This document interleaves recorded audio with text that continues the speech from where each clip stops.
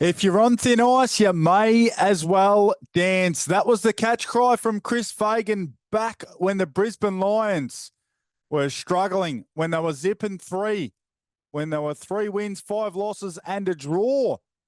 When things did not look great for them, he uttered the slogan, the saying, if you're on thin ice, you may as well dance. And fast forward 3 or 4 months, and what do we have here? The Brisbane Lions are premiers for season 2024. And what about the way they got it done? Not only across the finals, but on the last day in September, they dismantled, they dismembered, they disemboweled, they hammered the Sydney Swans, who simply did not come to play. Now, saying a team didn't come to play in a grand final is a strange thing. In fact, it's probably a silly thing, but how else do you describe what happened on Saturday afternoon at the MCG? The Sydney Swans were completely and utterly run off the MCG for the second time in 3 years.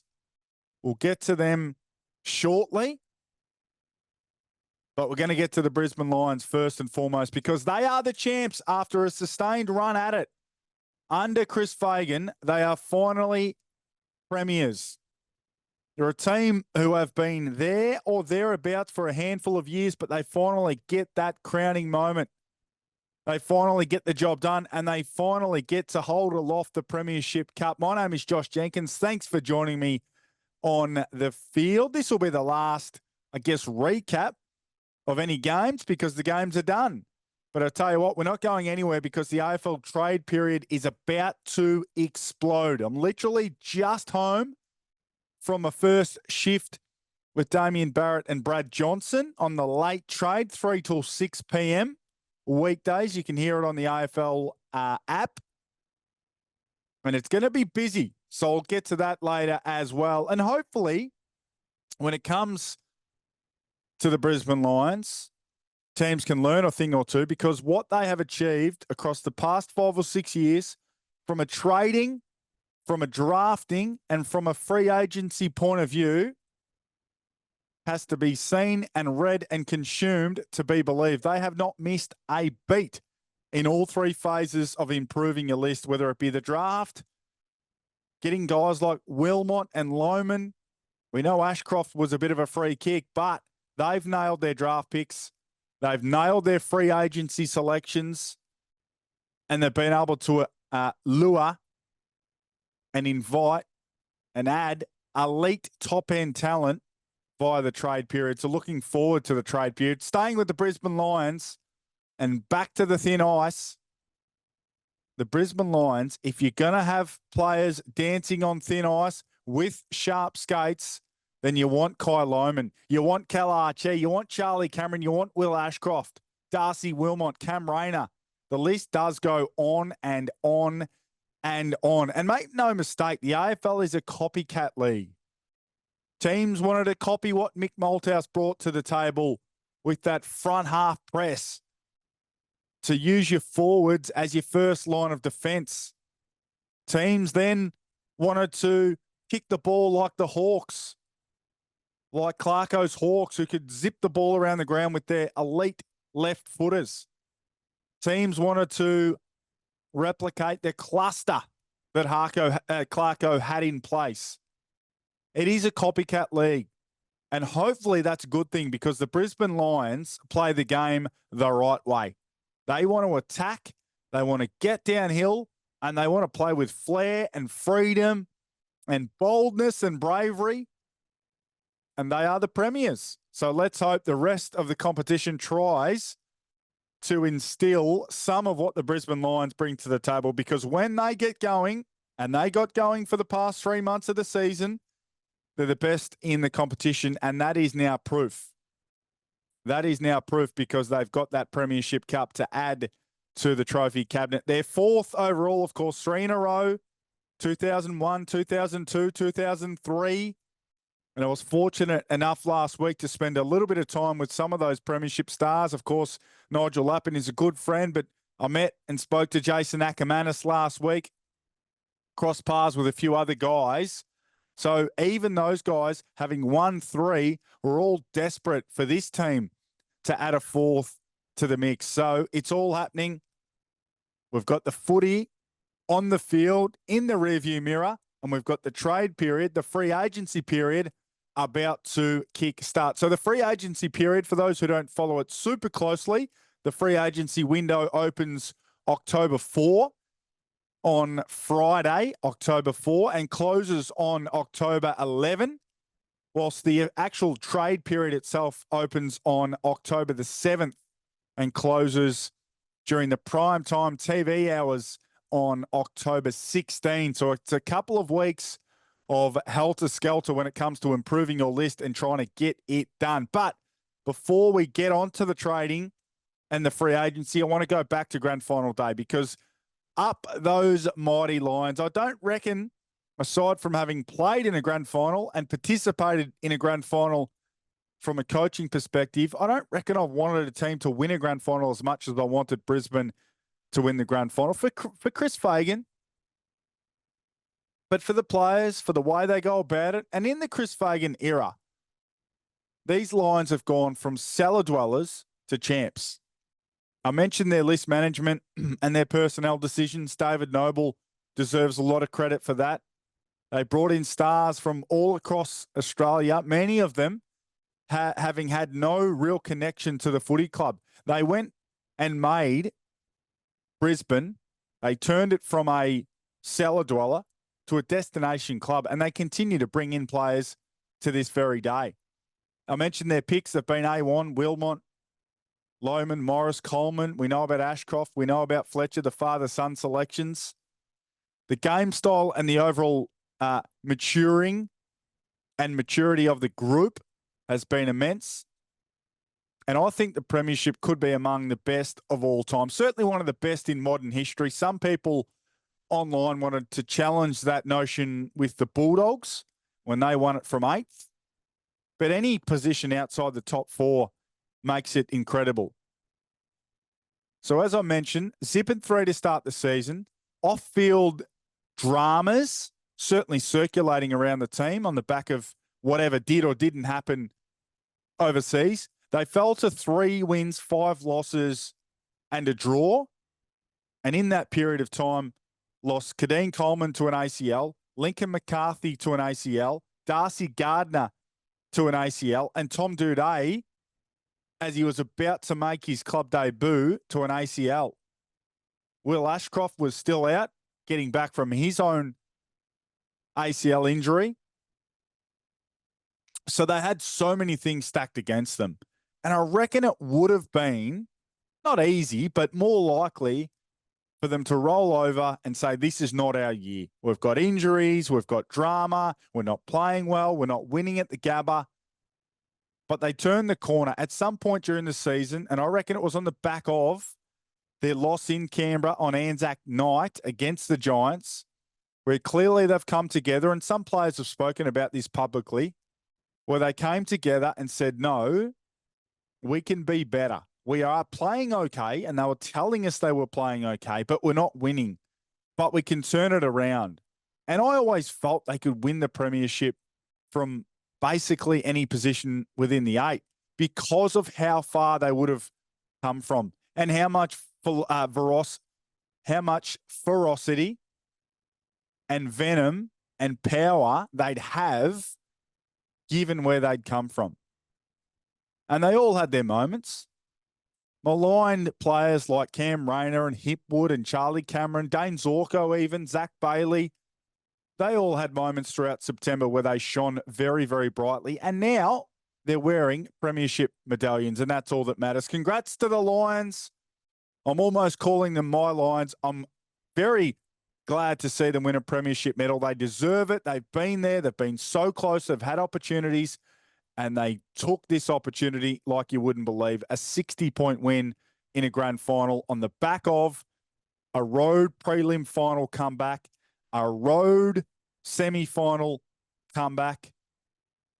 What a performance. What a premiership. Congrats to the Lions. One of the big stories that dropped Friday night before the grand final was the Joe Daniher story about him potentially playing his last game in that grand final.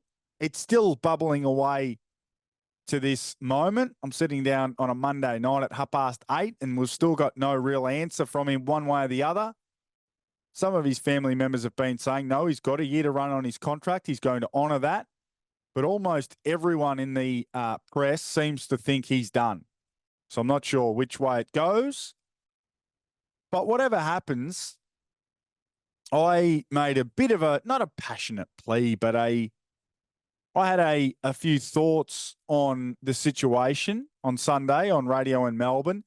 And my view is I just hope he's not walking away from the game because of the external noise and some of the criticism and perhaps people maligning him and calling him polarizing, because I think that is just inaccurate, lazy, slack commentary. Joe Daniher has been for some time and is right now one of the elite key forwards in the competition. He's one of the key forwards who has massively bucked the trend in finals footy, where key forwards have struggled to impact games consistently. And he has impacted games significantly in finals. So here are his numbers across the past 2 years of finals footy. 16 disposals, 6 marks and 5 goals. That was the first final of 2023. Then 14 disposals, 3 marks and a couple of goals. In the grand final, I thought he was Brisbane's best player. 16 touches, 8 marks, 3 goals. And then this year's finals series, he had 11 touches, took 4 marks, kicked a couple of goals in the elimination final. Then 13 touches, 5 marks, 4 goals, including 2 game winners and game sealers. Then in the prelim final, Oscar McInerney goes down, so he goes into the ruck and plays a vital role with 13 disposals and 6 marks. And then in the grand final on the weekend, 16 disposals, 8 more marks, 2 goals, 4. So 16 goals from his past 6 finals. Sorry, 18 goals. 18 goals from his past 6 finals. And that is leaving aside the game where he played largely in the ruck. So 18 goals from the 6 finals where he primarily played as a forward. He's an elite player, he's an elite performer, and he's a big game performer. And if he's walking away because he just wants to do other things in his life, he's a 30-year-old, he's had enough, then all power to him. But if he's walking away because of some of the commentary and some of the stigma around him and the good Joe, bad Joe stuff, that is absolute nonsense. Because people have gravitated to the miss from 20 metres out directly in front, or the shot from 75 metres out when he perhaps had a teammate to pass the ball to. They're the errors he makes in a game. Well, guess what? Defenders make errors when they get outmarked or they turn the ball over in the back half. Midfielders make errors when they fumble or they miss a tackle around the ball. But those errors aren't as easy or as obvious to pick up. When Joe Daniher, or any forward for that matter, makes a blunder like that, a missed shot for goal from close in, or burns a teammate and has a shot, that's obvious. It's easy for people to pick up. But at the end of each game, more often than not, the totality of Joe Daniher's performance is elite. If he does depart the Brisbane Lions, it's going to leave a massive hole, but I hope he doesn't. I hope he doesn't. You're a long time retired. He's at the peak of his powers. He's got the respect of the people that I think matter in footy. Those who think he's still as much bad Joe as he is good Joe simply have no idea what they're watching, or don't take the time to watch the game and evaluate the game as they should. So hopefully Joe Daniher's not done. I hope he goes around at least one more season. Let's go on to the runners-up because, well, this is a tough one. In 2022, Sydney were blown off the MCG. Geelong hammered them, 81 points. But that was then. This was supposed to be different. This was supposed to be Sydney's moment to avenge that 81-point embarrassment. But they did no such thing. And in fact, in some ways, this may have been worse. Not on the scoreboard, but the eye test told us this was at least as bad as the 22 loss, because 16 of the players who played in 22 were the ones out here in 24 desperate to atone for that performance and that loss. And maybe only 3 of them can say they went close to rectifying it, to performing to the level. So what happened?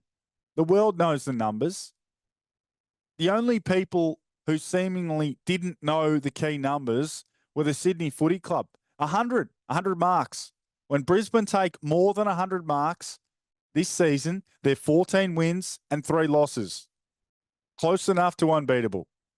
So to concede 41 in the first quarter, what's going on there? It's hard to wrap your head around it. 80-odd marks conceded at halftime. 158 marks overall. The second most of any team this season. It truly is hard to get your head around. I think the Swans need to consider all things. They don't need to throw the baby out with the bathwater, but certainly freshen up the water.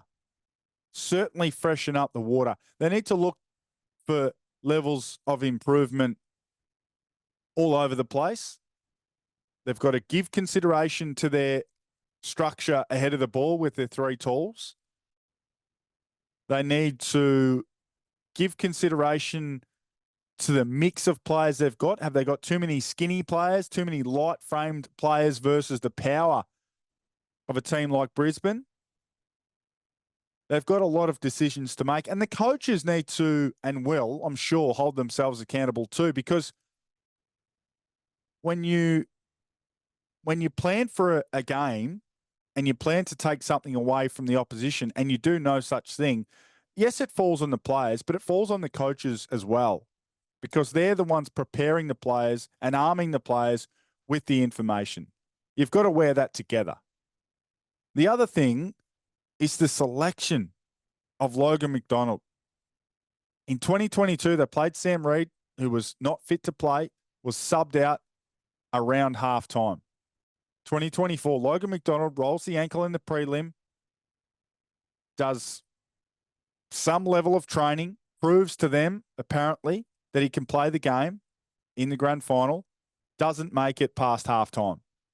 Same position, same role, not a superstar by any stretch of the imagination, and they fall for the same trick. We were all focused on Callum Mills, and they ruled him out. But they ruled Logan McDonald in. That's one that the coaches are going to have a hard time getting their head around. That's one I reckon they're going to really struggle with, because they knew they made a mistake last time and they made the same mistake once again. Didn't decide the outcome of the game, but gee, it's a difficult decision to make, because you think to yourself, well, what other things did I muck up? What other things did I stuff up? What other decisions did I make that were wrong or that set us off on the wrong foot? They're all the things that go through your mind when you lose a grand final, particularly in that manner. Now, talk about the need for more combative players in their team. That's not me saying players like McInerney and Goulden and Campbell and Roberts and Florent aren't really good players, because they all are. Some of them are elite players. But there's a little bit of a lopsidedness to this team. And it's me speaking in hindsight, of course, but that's how you need to judge these types of things. You've got an opinion on the runway, on the way through, but it's not until you see the totality of the season and where they finish and what happens that you can probably form a judgment. So can Roberts, can Campbell, can Goulden, can McInerney, can Florent, can Blakey, can Lloyd, can those guys stand shoulder to shoulder with Josh Dunkley or Jared Berry or Cam Rayner or Brandon Starcevich and win contests and tackle them and fight the tackle and break tackles? They certainly couldn't on grand final day, but can they do it moving forward? That's the question for John Longmire and his crew, and it's going to be a very difficult path forward, because for them, having had the embarrassment of 2022 and the embarrassment of 2024, now the whole world's going to say, we don't care what you do in the regular season or even the finals. We care what you do on grand final day, but it's no given, no guarantee they're going to get back there. And leaving back on grand final day, their next grand final day, is a dangerous place to live. And it's a tough place to live. It's a really tough existence.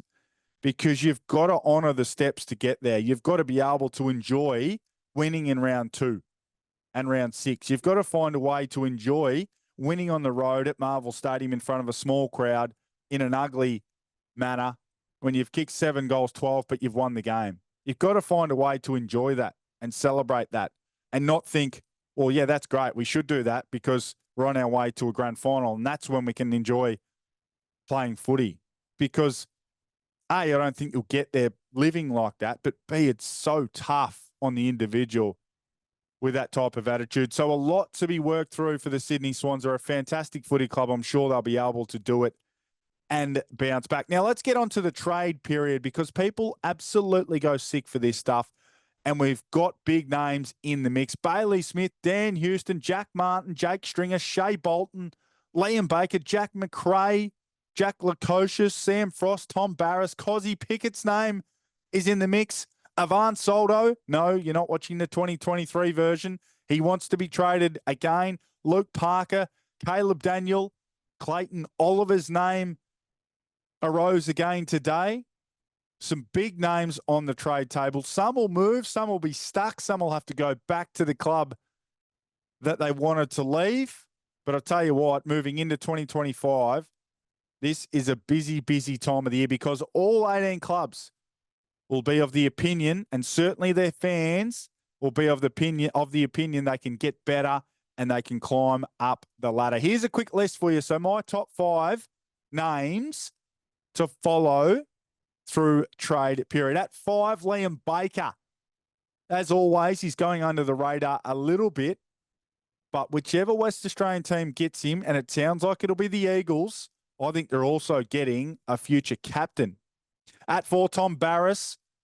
In my humble, as a wannabe list manager sitting in my garage, if I'm West Coast, I reckon I hold him to his deal.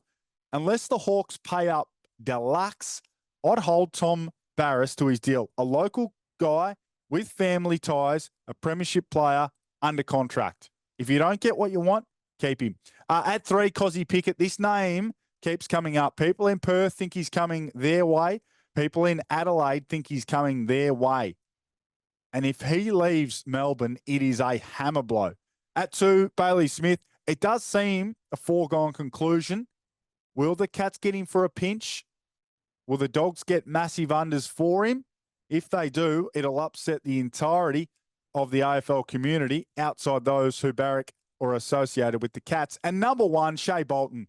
I think he's the most talented player in the trade period who's on the table, and that's saying something when you've got Dan Houston and Bailey Smith and Jack Lukosius and these types available. But he's a premiership Tiger. He's a superstar Tiger, and he wants to get out west. But he just signed 2 years ago a 5-year deal for a fortune. Does he get home, or does Adam Uze and the Richmond Football Club hold firm and say, bad luck, Shea, you're playing for us? So that's what the trade period looks like. It's going to be an absolutely wild ride once again. So make sure you're checking out AFL Trade Radio on the AFL app. Myself, Damien Barrett, and Brad Johnson from 3 p.m. every single weekday across the next 2.5 weeks. Congrats to Brisbane again. Much deserved. Love Harris Andrews. Love what they've been able to build as a team. Hopefully they can turn up again next year and give it a red-hot crack. Thanks to those who have been watching. I'm not done yet.